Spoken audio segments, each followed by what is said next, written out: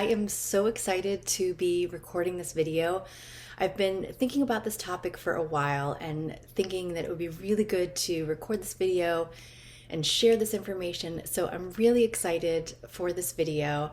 And today's topic is, wait, I'm sorry, hold on just a second. I'm so sorry. This will only take a second.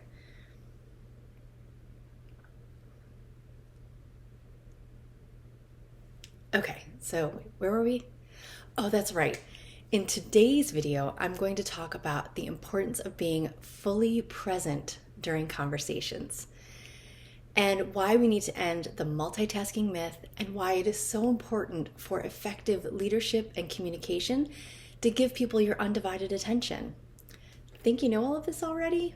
You might want to stick around because I think you'll be surprised by some of the information I share on why it is so important to end that multitasking myth and give people your undivided attention.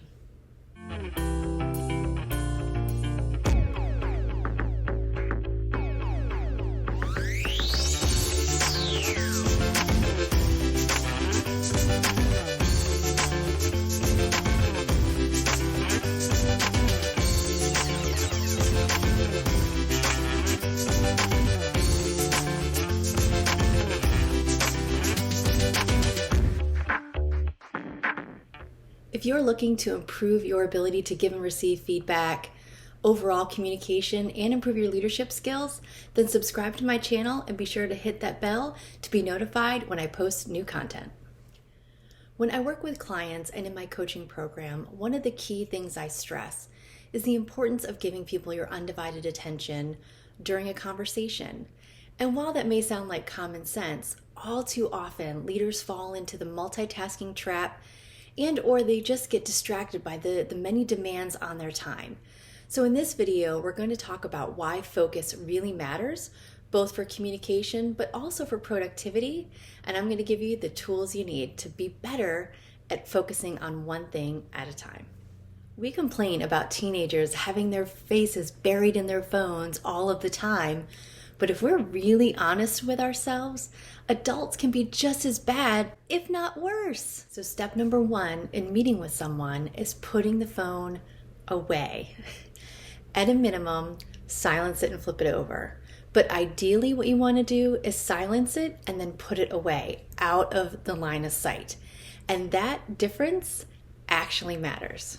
A study published in the Journal of Social and Personal Relationships found that even the mere presence of a cell phone, not texting or checking the phone, literally just having a cell phone visible in the room, negatively influenced the perceived quality of conversation between two strangers. Crazy, right? Just having the phone visible.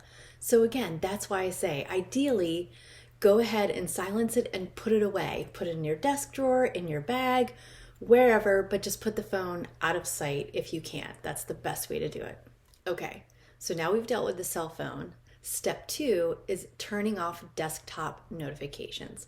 Honestly, it's so much better for your productivity to get rid of those pesky notifications anyway. There is a ton of information out there about why push notifications are terrible for productivity. Research has shown that it can take an average of 23 minutes and 15 seconds. That's right, I said 23 minutes and 15 seconds to truly get back to focusing on a task after a distraction.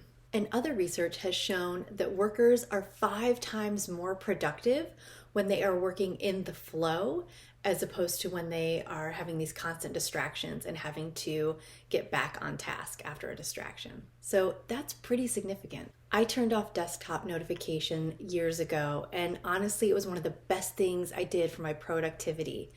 And often when I am really needing to be focused and in the zone, I will go ahead and close out my email completely to prevent me from even being tempted to glance at my inbox and become sucked in and distracted by those many messages that are waiting for me. But circling back to the importance of getting rid of those desktop notifications for conversations and meetings. If you can't bring yourself to get rid of them altogether, if you're just not quite there yet, I get it. But really at a minimum, when you're having a meeting or a conversation with someone, make sure those desktop notifications aren't going to be a distraction. So silence them, minimize your windows. Maybe the easiest thing is to just go ahead and turn off your computer monitor altogether so that way you don't have to worry about it, because it really is important that you don't have those visual pop-ups and or auditory pings distracting you from a conversation that you're trying to have with someone. I had a coworker once that had his email set up to give him both visual and auditory notifications every time a new message came in. And this was really frustrating when we would be meeting in his office, because he always had one eye and ear to his inbox. And it seemed like every few sentences of our conversation was being interrupted by him checking his email, by this distraction of a new email coming in every few minutes. And this was frustrating not only because it completely disrupted the flow of our conversation and we had to keep restarting the conversation over and over, it also felt really disrespectful to me and my time. And honestly, if we had just focused on our conversation, we could have been done probably half the time, and then he could have gone and attended to the email messages. But by trying to be half into both situations, half in our conversation and half constantly dealing with his email messages, it was really ineffective for both. And so that's going to lead into us talking about why the idea of multitasking, which is what I think he thought he was doing, was multitasking by us going through whatever topic and he could check his emails. There's this perception that that's multitasking and it's more efficient. But let me just break this myth for you that multitasking can happen. It's truly a myth. And what you're actually doing when you think you are multitasking, and this is coming from a reformed, self-proclaimed, efficient multitasker, I've since learned better, what you're actually doing is task switching very quickly. You can't actually do two things at the same time. So what you're doing is rapidly switching from one task to the other and back again. So you might be thinking, well, what's the big deal if I go ahead and task switch very quickly?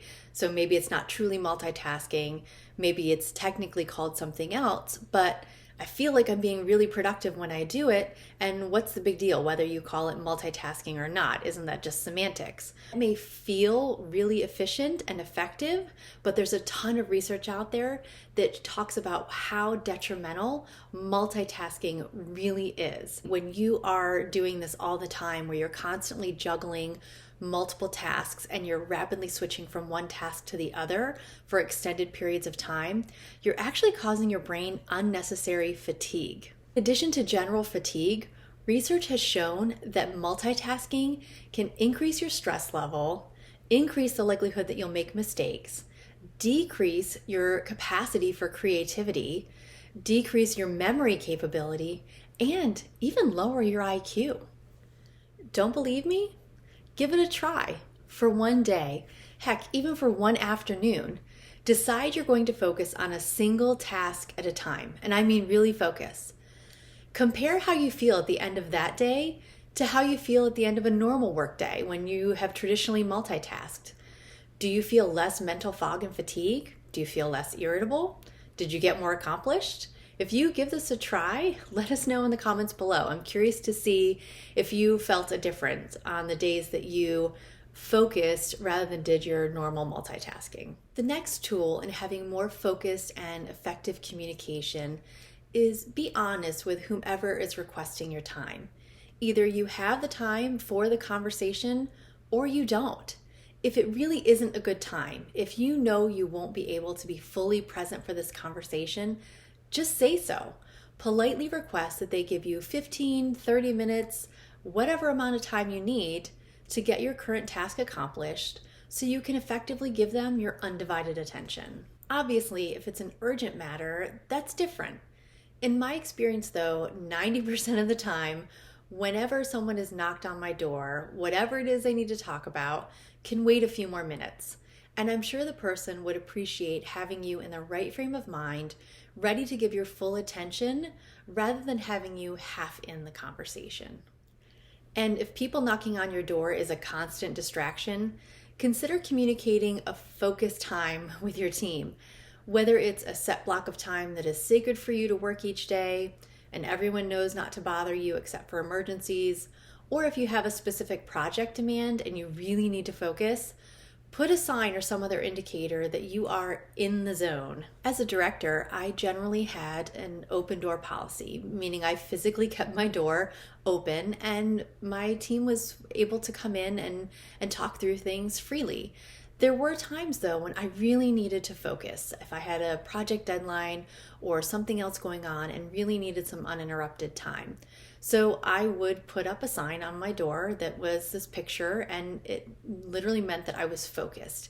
And my team knew that that was time that I needed without distraction to be productive.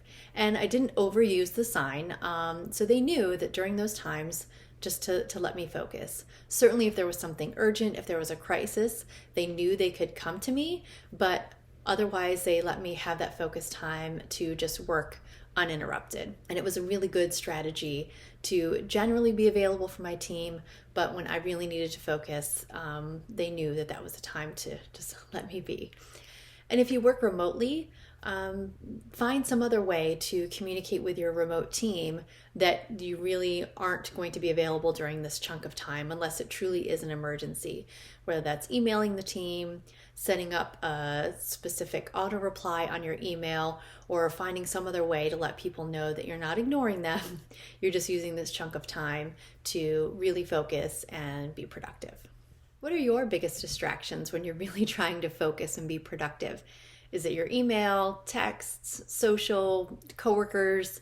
Let us know in the comments below what your biggest distractions are, and if you have any strategies to try and help deal with those distractions so that you can stay more focused.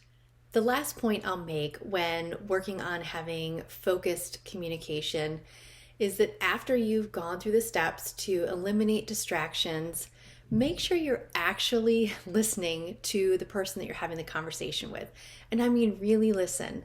And this can be harder than it seems. So often we think we're really listening to what somebody is saying, but what we're actually doing is formulating our next sentence or our response to what they're saying. You know, we're so stuck in our own heads that we're only truly half listening. I mean, heck, you could be distracted by your own thoughts right now. I mean, are you even really listening to me? Just kidding. Although you might actually be distracted by your own thoughts. But anyway, really listen to what they have to say. And it's okay to pause for a moment after they're done speaking and formulate your response. You don't have to rapid fire back as soon as they're done talking with the next question or the next response. You can slow down the flow of conversation, take a moment, pause, reflect on what they've said, and then respond. That way you really are giving them your true undivided attention, and you're not just prepping for what you're going to say next. Okay, so quick recap: silence alerts, put the phone away, and give your undivided attention. If you're interested in learning even more about how to cultivate a feedback culture in your team and have even more effective communication, you can download my free guide. The link is in the video description below. If you liked this video and found it helpful, be sure to hit that like button below, subscribe to my channel if you haven't already, and share the video with your friends. And be sure to check back each week when I release new content. Be well and be courageous.